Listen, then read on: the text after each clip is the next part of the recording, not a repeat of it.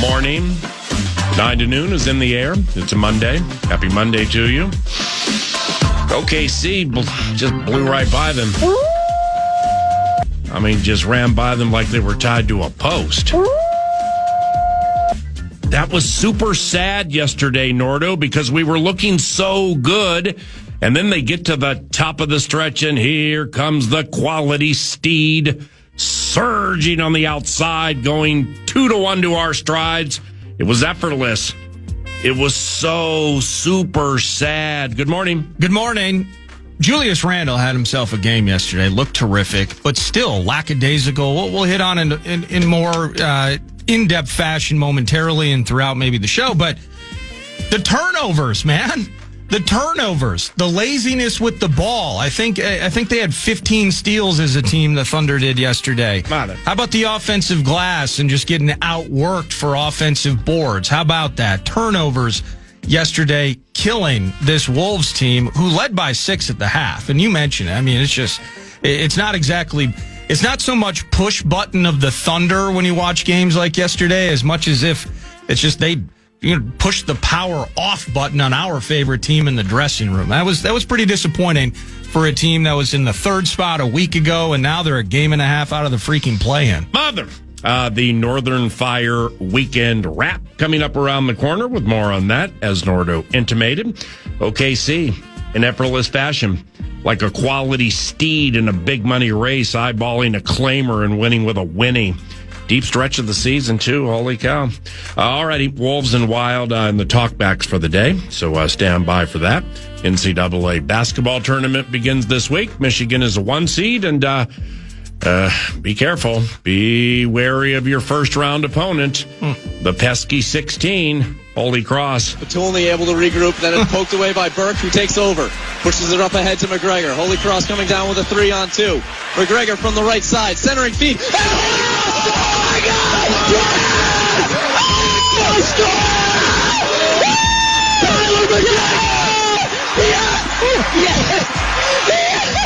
God! Too much. Haven't Gopher hockey fans been through enough after this season? Just too much. All right, then. Sorry, KFAN. Also, there's Kyler confusion in the Covenant. And here's what I mean. I tapped on a couple of Arizona football friends recently, and with Kyler Murray and the dedication to the craft piece from what transpired over there with them, the dedication to the craft piece or lack thereof was loud. Sorry, KFAN. But I'm like, all right. It's on now. All right. Jefferson. It's on now. Addison. It's on now. O'Connell. It's on now. But it was loud. Now, in fairness, FISA, Fairness and Sourcing Act, these sources have reason to be sour with him off all they know. We'll just leave it at that. Not a great divorce down there. They pay $35 million in maintenance to get him out of the house. And some are making it sound like we get the child, not the adult football player who runs like the wind and was so beloved at one point he went first in the draft. Many are shortchanging this staff, making sure business is handled the right way. But it's still very much there. If you go looking for it, it's lurking. His dedication to the craft or lack thereof down Glendale way. If Kyler Murray wants his best chance to win a bunch of games while scooping fat stacks of purple and yellow chips from the X, this is it. And next segment, 9 to noon, will offer its official stance on the Kyler Murray move after shoddy football minds reportedly tried to take us deep last week. 9 to noon, excited to offer its official stance on the Kyler Covenant after substandard football minds attempted to take us deep last week. Oh my gosh. Northern Fire, we love you. Could even call him shoddy. Northern Fire, we love you. We thank you for your dedication to KFAN at 9 to noon and to Nordo, the resident hardcore carnivore and leader of the weekend wrap. Indeed, the weekend wrap brought to you by Northern Fire Grilling and Barbecue Supply, northernfirebbq.com. Time! Covenant Cleanup, Michigan's a 2, Holy Cross is the 15. Covenant Cleanup provided by Weekend Wrap, Northern Fire. Michigan is a 1 seed in the men's tournament. Oh, I thought maybe I'm looking at the ladies' tournament. Is it the women's tournament? ESPN. It is a 1 seed. Covenant Cleanup provided by, and no need for one yet. Weekend Wrap, Northern Fire. Good times, bad times for the Wolves. First with the good. 112 to 104. 8-point game. Wolves have it here. Edwards with it. One dribble. Pull up. 3 on the way. He sticks it. Left angle 3 for Anthony Edwards. 35 for Ant after a 36-point performance against the Clip Show. Alan Horton on the call. We talked about the Wolves needing to find a W in the Bay on Friday evening, and they did. They staked a 21-point lead at the break. Cruise control to the finish line to fend off the Steph-less Warriors. And Ant, you heard he had 35. He's finished with 42. Love that. Feeling good about themselves again. But then the bad. Sumu cross court. Here's Dante. 5 to shoot. He's at the hash mark. Working against Jared McCain, who reached in, knocked the ball free. It's loose. Scooped up by Caruso. Thunder have it on the run. It's Wallace dropping it back. Here's SGA. Driving layup is good. Timeout, Chris Finch. The Wolves' 21st turnover of the game is a costly one. They had a chance to get it down to single digits. Instead, they're down 14 with under 6 to play. Nordo out there in Chaska going, free throw merchant. Free throw merchant. I always love that one. You led by 6 at half. Outworked on the offensive glass, mentioned that. Jaden McDaniels in foul trouble. He only played 16 minutes yesterday. Didn't like that. Yeah. Did like Julius Randle, by the way. Disaster. And he needed that game yesterday. Could have avoided those. You heard it was 21 at that point. No worries. They gave you 4 more before the end of the game. 25 freaking turnovers. The key to those turnovers, by the way, not just the 24 additional shots that the OKC Thunder had than our squad, but the 29 points that they scored off those turnovers. So you matched them in triple. You actually get to the line more than they did overall in the game. Julius has a day, and you're undisciplined and mistake-prone, lackadaisical at times. So they're hosting the Suns tomorrow, and I did mention it. The Wolves have gone from the 3rd spot to the 6th in the West. As muddy as the West is, they're a game and a half out of the play-in, and it is indeed Phoenix in the 7th spot nipping at their heels. So it kind of feels like a gotta-have-it type of affair tomorrow at Target Center. To the Minnesota Wild, Saturday with the lowly Rangers in town. T. Miller sends one in. Wild back for it. Hartman turned it over. Fox up high. Gavrikov a lane. Fired in front. They score. Trocheck with his stick down. Come on, Vinny. Gavrikov fooled everyone with a slap pass to the slots. Just like that, it's 4-1 New York. So there are probably a few Wild fans who are like, see, we should have traded for Vinny Trocheck. Trocheck's like, if you can't join him, beat him. And many people might be sour he's not on our squad as he's helping to dagger us. It was Boldy and Urov that found their way by Shesterkin. I think that's the story of Saturday's game. I don't know how much UPA watched it or just in general, but Shesterkin was unbelievable on Saturday. 46 saves for Igor, and the Minnesota Wild lose that one. At least they get to, bounce back the very next day. Toronto's in town. Austin Matthews out of the mix for the season after a nasty knee-on-knee hit a couple days prior. Didn't matter. Stolars couldn't get it with his goal stick. Eriksson Ek, bottom of the right circle. Swerves it up high. Hughes loads. Fires a drive blocked.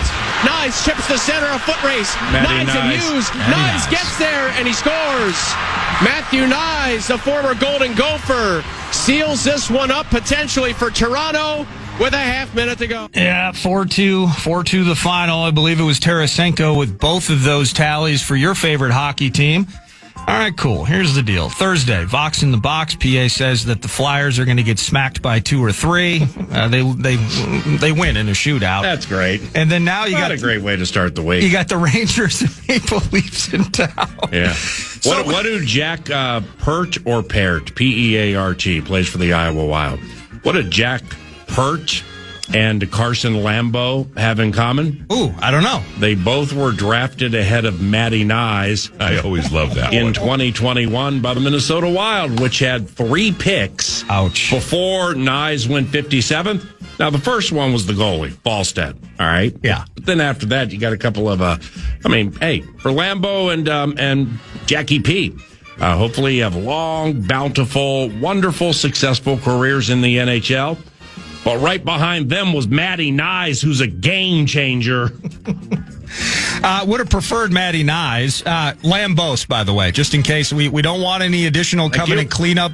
Lambo is plural with Carson. Thank you. And hopefully the career takes off. Yeah, I'm surprised I didn't say his first name was Carlos. I always loved that one. Lambo like speed. Got Carlos Lambo up in here. But taking Thursday into the mix, PA, 3 straight non-playoff teams from the East roll into our building and get 2 points. I mean, that's just not good for business. So, if you want to host Dallas in the playoff series, this ain't it. Yeah, right. Which means home and home with Chicago this week, Tuesday and Thursday. And then the Stars are in town on Saturday. You got to give 6 and you got to give 0. Yeah. So, nice. Good. Playoffs are not on the line. Let's host a series. Let's give Mr. Leopold an extra game. Mm-hmm. Can we do that, please? Here's something on which to chew for McTocket at 10 o'clock. Ooh. Would you prefer... Now, you're going to be on the road for the first round. All right, you ain't going to have home ice. Would you prefer Jason Robertson and the Dallas Hockey Stars or the Colorado Avalanche? Because the Stars are 3 behind the Avs. At first blush, you're like, hey, your 4th mistake in the first 12 minutes of the presentation. McKinnon, Landeskog, Makar, Nichas. Yes, we know. But I love how we play Colorado. Know what I mean? Yeah, and I'm just feverishly checking the standings to verify. Okay, no covenant cleanups needed. No, it's a 3-point bid. By the way, the Stars are 9-0-1 in their last 10. They've won 4 straight. So they're red hot in this moment. Tough times for the Wild if they're trying to advance themselves in the division to be in that spot. I still kind of want the Stars. All things considered, I still feel like the Avalanche are the toast of the Central and the NHL. Cool. We shall see. Cool. If we get swept, then I'll go back to this date and say, remember when Nordo begged for the Stars? I said we'd beat the Flyers by 2 or 3? You snot-nosed little yacht. If you can't, this is the weekend wrap brought to you by Northern Fire Grilling and Barbecue Supply. If you can't get enough of Team USA winning, the Americans just won an unmatched 5th consecutive gold medal in sled hockey. And they beat, they beat the Canadians. And the Canadians just eating L after L after L after L. That part never gets old.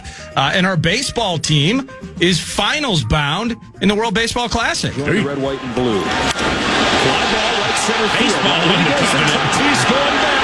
It is gone. Roman Anthony gives the U.S. the lead. Courtesy of FS1, they beat the Dominican Republic 2-1. They'll play the winner of Venezuela, Italy in the other semifinal. That takes place today. The final is tomorrow. I was laughing on social media. There was some site that posted something like the roster of Team USA makes like $340 million in Major League Baseball. So they were kind of painting this picture that the Dominicans were it's just a cute little ball club. It's a little engine that could. They had all their equipment donated and somebody helped pay for their travel. The Dominican roster makes like $310 million in Major League Baseball. So come on. But cool opportunity for the Americans tomorrow to win the World Baseball Classic. Putting a wrap on the weekend wrap itself, NCAA tournament is set. Men's seeds are Duke, Arizona, Florida, and as PA. So offered you accurately, Michigan rounds out the top seeds in the men's tourney. Women's tourney, though. Minnesota, your Golden Gopher ladies, are hosting games at Williams Arena this weekend. They're going to tip off as the 4 seed, and they're going to face Green Bay, 5 o'clock tip-off at Williams Arena on Friday. And if they win that game, let's hope they do, of course, they'll face the winner of the 5-seeded Ole Miss squad and the number 12-seeded Gonzaga ladies, and that'll be Sunday at Williams Arena here in Minneapolis. So it's their first time in the tourney since 2018. Just go beat Green Bay, beat Ole Miss or Gonzaga, and find yourself in the Sweet 16. Congrats to Gopher women's basketball. Border Battle Saturday, NCAA Women's Tournament. Guardsy on lead vocals. Do we have to do a quick schedule check here to see if the Wild and or the Timberwolves are playing? Because that one right there, this is the first time since 2018 this has happened, and it's at home, and it's a border battle. That one needs to be on the Big Bird FM 100.3. Yeah, it looks like I think the Sunday game. Well, you got to get there. Okay, beat Green Bay. That's fair. There's a minor overlap. Wolves Hoops tips off at 7. So if the ladies can just take care of Green Bay before 7, then it's a double feature of Hoops on a Friday night. You can't beat that.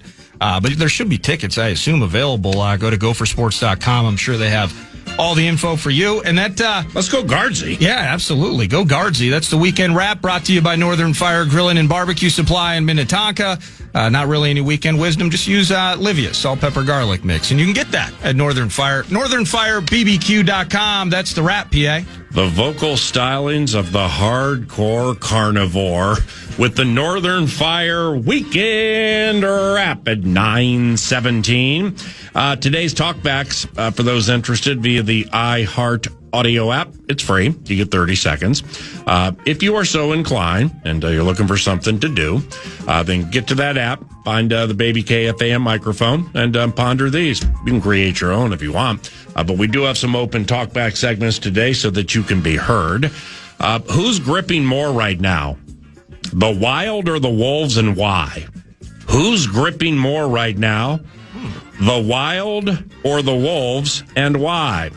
Also, some Kyler cleanup. Here's a question. How much can he be trusted? Talkbacks, how much can he be trusted? Kyler can be accurate and has a strong arm. They stopped trusting, people stopped trusting Sam, and they were wrong. Many have stopped trusting Kyler. Now it's time for them to be wrong. So Kyler cleanup, part of the talkbacks. And finally, this being 9 to noon and the Love Covenant, a nickname for this radio show for 2 decades and change, Love Covenant. Here's the question. How bad was it? Spring break thwarted due to canceled flights. How'd the kids handle it? What was the pivot? Was there any piece of serendipity out of it? How bad was it? We're here to help. We are the Love Covenant, and we own the therapeutic Davenport of Love. Nordo produces, and I'm Paul Allen. What's on deck today, 9 to noon, courtesy of TimberTech and TimberTech.com. From a guest-related standpoint, we got Mick Tockett about 40 minutes from now, chat hockey. At 11 o'clock, a man named Dave Pasch. He's the radio play-by-play voice for the Arizona Cardinals and ESPN's NBA basketball on TV. Dave Pasch called the Wolves in OKC yesterday. He's going to talk about that at about 11 o'clock. Nordo over there. I'm Paul Allen. Good morning. Welcome to FM 100.3 KFAN. This is 9 to noon.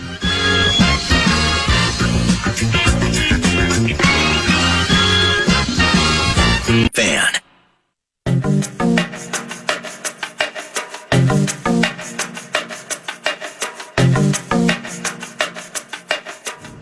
I don't understand how you sign Murray.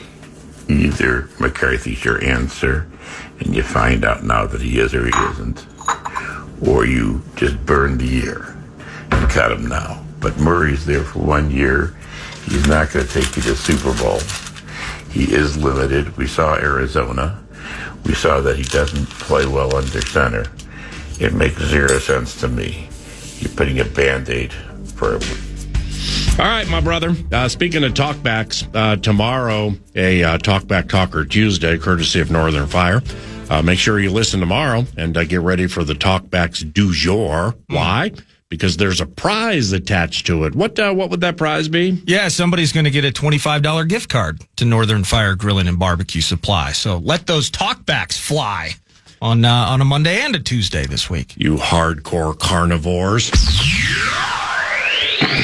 I love it when something gets stuck in your head. I and we, as a 9 to noon operation, have been very low-key accused of pondering Kyler joining the Covenant and hating it or telling the team not to do it, then treating the Friday after the news broke as if we supported it all along and are two-faced in our commentary. Oh my gosh. This, reportedly from substandard and or shoddy National Football League minds. 9 to noon strongly calls those claims foolish, short-sighted, and lacking any form of listening equity. We, however, are wondering what it is with Fridays and controversy and problems. Meanwhile, 3-2. But we as a love covenant will not sway to hating that day of the week. Instead, we forgive our brother known as Friday, and all cheeks have been turned. Eric Nordquist, producer and conduit to much that is 9 to Noon Inc., please portray your honest, by-the-book stance on Kyler when it was possibly joining the team that matters most, the Minnesota Vikings, and what your feeling was that allegedly ill-fated Friday when sharing during said time slot. Yes, indeed. As I've stated, I had written Kyler Murray off because the talent's undeniable without watching every single one of his games, paying attention to the league, looking for scoops into his games against the Vikes. Yes, sir. He creates problems. He does. He's an athlete. You want to keep him in the pocket, but you can't. And he makes plays that drive you nuts. He holds on to it too long and then finds his guy for chunks. Court. So it's chaotic. It's backyard style, but he looks completely chill during all of that. Now, with that said, there's all the mistakes. 51 fumbles in his career. Thankfully, he's only lost 13 of them. But then there are the real daggers, the picks, and sometimes it is the timing. It is the holding of the ball too long, and maybe it's missing a read or not seeing something. We've talked about the height. He does get balls batted down at the line a fair amount, though. We saw it a little bit worse with JJ a year ago. In the 3 games against the Vikings, we may have seen the worst of his mistakes. He accounted for 7 passing touchdowns. He ran one in as well. But he threw 2 picks in each game. One of them a pick 6. Nick Vigil, though. How about trivia on a Monday? He also fumbled it twice. Oh, and he took 8 sacks. So if you're judging Kyler on what you've seen right in front of your face, you indeed anticipate this being subpar, not optimal, among a list, by the way, that we went over multiple times leading up to free agency. Thank you. Talking about a list that in totality was suboptimal. But taking into account his entire game, what we offer here in Minnesota to surround himself with, the scheme itself, the weapons at his disposal, combined with a career crossroads. He wants a fat contract. He wants to prove he's the man. He wants to prove the Cards didn't get the best out of him, and they made a mistake letting him go. I'm digging this. He wants to do what Sam Darnold did. So when you find out it's the list, we're going to get Derek Carr out of retirement. We're going to get Geno Smith, the bridge. We're going to get Kirk Cousins back, a bridge.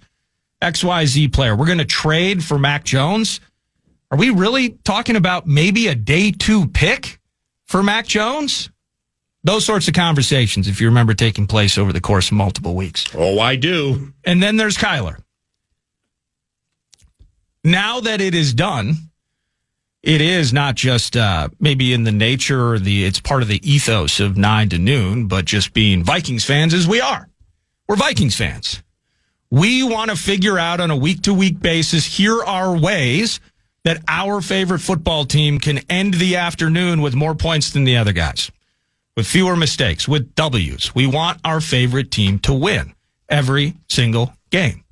As part of that, what you have to do is, now that we have the guy, now we got to figure out, okay, which of these mistakes are fatal, which of these traits are inexcusable and irreparable, and what are some things that the kid can do that put in this spot with this coach who we trust, with this scheme that we can believe in. Thank you. We have to find optimism that lies and somewhere, just puts all the pieces together in this particular scenario. So the optimism lies in getting his max commitment. The optimism lies in the coach putting him in right spots, and that combo will have this thing looking better than it did a year ago, and we'll have Kyler Murray playing some of the better football that he's played in his career. Or in the case of Sam Darnold, we don't have to go back too far to see what this scenario looked like. Just take out Kyler, put Sam in there. This guy played the best football of his career. So it's not about him being a savior, or it's not even, at least from my standpoint, I don't believe it's flip-flopping. It's a belief that the coach given a list of suboptimal options into free agency, the Vikings chose one. And in this scenario, that player can take advantage of that opportunity, much like we saw just 2 seasons ago. He doesn't have to be an MVP candidate for this team to find their way to more wins than they saw in 2025 and find their way with a chip, a chair, and a chance in the postseason.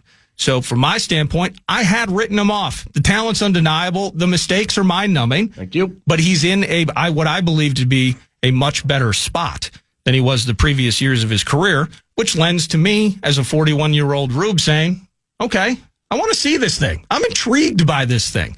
Intrigued to the max. Now the kid's got to take advantage of it. Mr. Defense Attorney, in Covenant Court, is it fair to summarize with young Kyler and the Kyler Covenant for Eric Seymour Nordquist, erstwhile Mad Producer 1 via X, with Kyler Murray, Kyler Cole Murray. Oh, Kyler Cole Murray. Seymour. Into it, it was a take it or leave it. Yeah. Out of it, well, one of 2 ways to go on this. I can complain about it like some shoddy football mind, or I can find ways to embrace it and root for it and try to find ways for it to prosper. I would agree. That's a terrific way to look at it. Thank you. The fork in the road is it's terrible. It's a massive mistake and will rue this day. Yes. The middle ground, which many are taking, is I don't really have an opinion on it. They just want to wait for the games to be played and then they can react to it. That's fair. That's okay. Yep. You do what you do. Correct. And then there's the other end of it. I want this freaking team to win games, and I think there is super raw talent with this cat. Thank you. The improvisation is high end. The throws can be high end. Accuracy is what the coach loves, and accuracy is what the kid can deliver. Yes, sir. And this could be a very, very positive step in Kyler's career and the season that's about to unfold for the Purple. So to land the plane on this portion of the equation, is it fair to say, representing 9 to Noon Productions and your portion of the equation, there never was anything uttered, I don't want the guy, and then you get the guy, and it's like, I wanted him all along. Super Bowl, here we come. That is correct. Thank you. Thank you. The defense rests. Stop! And if Kyler Murray happens to be a bridge, like a Nordo qualified with a Cuzbuzz Covenant and some other names, well, if he's a bridge and it doesn't work, then I guess it could be deemed a bridge over troubled waters.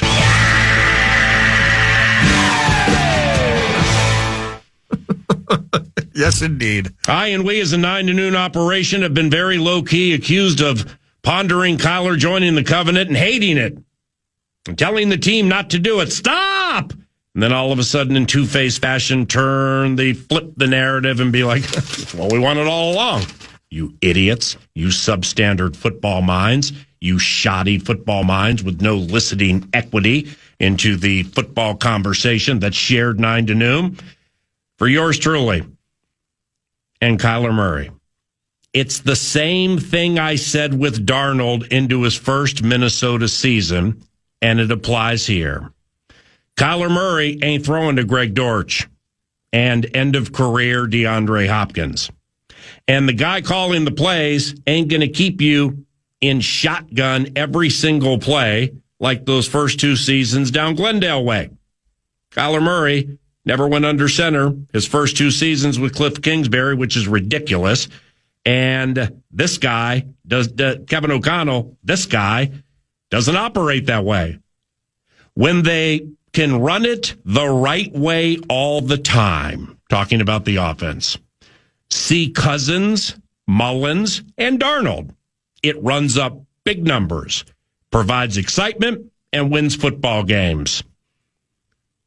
Judge, am I on the right path so far, Mr. Judge? Yeah, you may continue. It's on Kyler to come through. Same thing, yours truly, thus the covenant, said about Sam. It's on Kyler to come through like the other guys. It reminds me, in low-key fashion, of Caleb Williams and Ben Johnson. All right? Remember? Well, of course you don't, because you don't listen enough, and then you handpick dumb things you think you hear, and all of a sudden you become an accusatory, shoddy football mind. Caleb Williams and Ben Johnson. Caleb's will versus what Ben knows works. Anybody remember that into the season? Play action, under center, whole thing, Caleb's will, Ben's will, Ben knowing what works. It mostly worked in concert, and the Bears had a very positive, progressive season. Caleb acquiesced to Ben's under-center demands, learned, and Ben chilled with his approach when it didn't work. When it didn't work the right way, Ben had one of two ways to go. Am I going to tear this kid down and ruin everything? Or am I going to raise him with kid gloves and kindness and the kindness to Kyler covenant? Caleb acquiesced. Ben chilled. And the thing went hand in hand more than it didn't. Now, the running aspect of Kyler Murray greatly excites me. The elusive nature of chasing that wind greatly excites your play-by-play voice. And he's loose! Because it comes so naturally for Kyler Murray, and he runs with his eyes on the next move and does it about as well as anybody you're going to see. So there goes Kyler, and he makes somebody miss. And he has his eyes on the next move. That's very hard to do. It's natural for him. But with a man sleight of 3-2, but with a man sleight of frame, and it ain't cool consistently getting your quarterback hit, I think we can realize as football minds and realize around here, you run for show and you pass for dough. Oh my gosh. But you run. Run, baby, run, Sheryl Crow. But you run. He runs. This is going to be important. They already score on read options. Did it last year against the Kitties, did it last year against the Cowboys, and did it last year against the Bears. But defenses are going to sniff that one out. You did it with the other guy. You're going to do it with this guy. How good is Kyler recognizing man and zone? This is very key.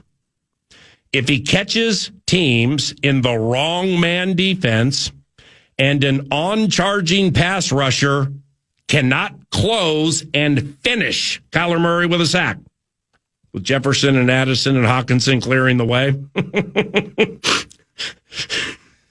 when they turn their backs on this guy, he might run for 50 before you find him, in part because he's little. I always love that one. Yeah, I said it, and it's fact. Because guess what? That chess piece excites me. But I've seen Kyler force passes and throw pump passes and not look the part. We all have. When I say he might run for 50 and they can't find him because he's little, it's because everybody else is of the tree variety. So therefore, when my man gets lost amongst those trees, they can't find him for 25 of the 50 yards, and he gets loose. And they're chasing after the wind. So to land the plane, same take into it and same take out of it I had with Sam Darnold at organized team activities. And Nordo and yours truly are in lockstep when it comes to it's an option. If he's here, he's here. Nobody ever banged their fist on the Formica for Cuzbuzz. Nobody ever banged their fist on the Formica for Geno Smith, Zach Wilson, or any quarterback in between. The common thread 9 to noon was, this is so Kyler confusing. We just want it to end. We want to know who the guy is. Why? Why? So we can support. So we can deep dive the minutia of what needs to improve. See Friday's podcast with about an hour spent on the importance of going under center and executing the play action. We choose to support. What else are we going to do? I mean, like, find every single negative in anything over the next X amount of months? Nah, it's our squad, man. He might be the quarterback. How good is he recognizing man and zone? If he's good at that and they turn their backs, there he goes. That excites me. Same take for me into it and out of it that I had with Sam Darnold into organized team activities. It's on the new guy. It's on Kyler Murray, because we have the coach who has shown he can carve you up if the guy does it right. And 3, Addison, and 18 will wreck you like they did in 2024 with Sam Darnold. Sam came through. It's up to Kyler to do the same. Those are the official 9 to noon stances on the Kyler Covenant. So please keep it in context.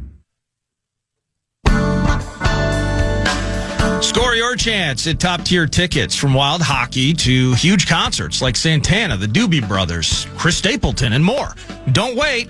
Enter now. Just go to KFAN.com, keyword contests.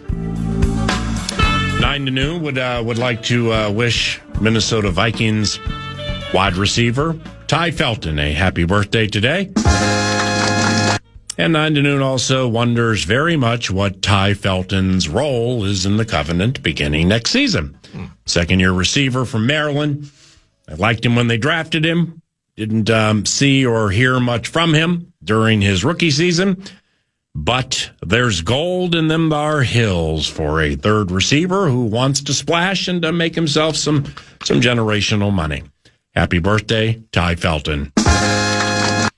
We at the outset of the radio show, we opened the talkback machine, if you were so inclined, and 3 of the options, but 9 to noon is not limited to those options for you. Those options include, but are not limited to, who's gripping more and why? Wild or Wolves? Who's gripping more or why? And why? Wild or Wolves? Also, I don't know, if you just want to get something off your metaphorical chest, how bad was it? I mean, all those canceled flights, spent all that cash, had Billy, Johnny, Christy, Susie, Tamika, and Antoine all ready for that excellent spring break trip. And then Mother Nature said no. And then airlines said no. And you couldn't leave. And that had to be difficult. So Therapeutic Davenport of Love here for you. Any serendipity out of it? How did you pivot? Need to get anything off your proverbial chest. And also, Kyler Murray. Kyler Murray has been a big talker all of his career for multiple reasons. So that's open too. Talkback machine, KFAN Sports Time, 9:50. Here's Matt, producer. Yeah, let's hear about the Wolves. It's the Wolves. It's easily the Wolves. Their emotional detachment to defense is just disgusting. It's not even professional anymore. It's a bunch of kids who are mad about having to try on games that they don't feel like they should have to try for. If you trust Kyler, what else do you have to trust? A glass body? I mean, come on. It's pretty simple. My man, I'm really, really glad you're listening to 9 to noon and FM 100.3 KFAN, but specifically this altruistic time slot, at least altruistic to our to the best of our free will gets to win to capabilities. Because to get all that off your sports loving chest on a Monday means the rest of the day, Tuesday, Wednesday, Thursday, and Friday are going to be a lot better. When it comes to which one is gripping more and why, I would lean the way of the Timberwolves. Simply because it's like what Nordo said during the Northern Fire Weekend wrap. You're closer to the freaking disease play-in than any of us thought you would be almost at any time of the season. The play-in sucks. Yeah. Now, with the Wild, as we'll get into with McTockett, Pat Micheletti about 10 minutes from now, the Wild is in a strange spot right now. They're in a spot where human nature can come creeping in there, gets the opportunity to win and has the right to win, and I think is winning because you know who you're going to play in the first round of the playoffs. It's either Colorado or Dallas, most likely Dallas. You also know you're not going to have home ice advantage, and you also know that a lot of that ain't going to change. So you got to finish the season with the reality of what's next in front of you. What is there for which to grind? I mean, you could say when they lost to Philly, the first of 3 consecutive to those non-playoff Eastern Conference teams. Well, there was plenty. There was plenty for which to strive, and still is. I agree. But minds and bodies get tired at this point of the equation, and they like 85, 90% no, we ain't going to be at home. And it's one of these two creatures. And that's it, man. I'm starting to think about that a little more than putting a body on Nylander. I don't know. I'm just kind of spitballing with that. To the talkback machine. You know, there's a reason why Arizona's paying $35 million to get rid of Kyler. And until he's no longer on the team, J.J. McCarthy will remain my QB1. How about that? He's J.J. For the shoddy football minds, characterizing inaccurately 9 to noon into and out of takes involving the Kyler covenant.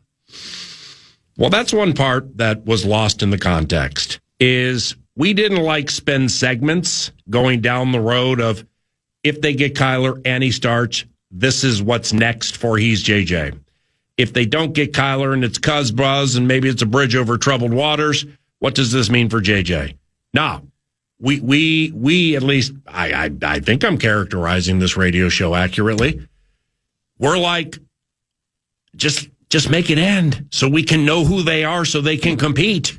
We don't exactly know what's next with McCarthy because the majority of the meat that we're getting about why J.J. McCarthy potentially is not given the starting job into his 3rd season they're not from the head coach. They're not from the offensive coordinator. They're not from Josh. I mean, it's now granted, we got good reporters, so ain't nobody taking reporters deep, but it's like we haven't heard O'Connell say exactly why this is a competition. At least I've missed it. Yeah, no, I haven't spent segments, but it does lead me down a road mentally where I've pondered it, and maybe it's even maybe it's come up here 9 to noon. It bugs me. Like I said, I looked at a mid-30s Geno as a bridge. That you add that, and that's more of a shorter term idea because you want J.J. McCarthy to compete and have an opportunity, not just to live up to his 10th overall status, but we picked him. We wanted him. We took him. We're trying to raise him. It hasn't gone well. We want it to go well.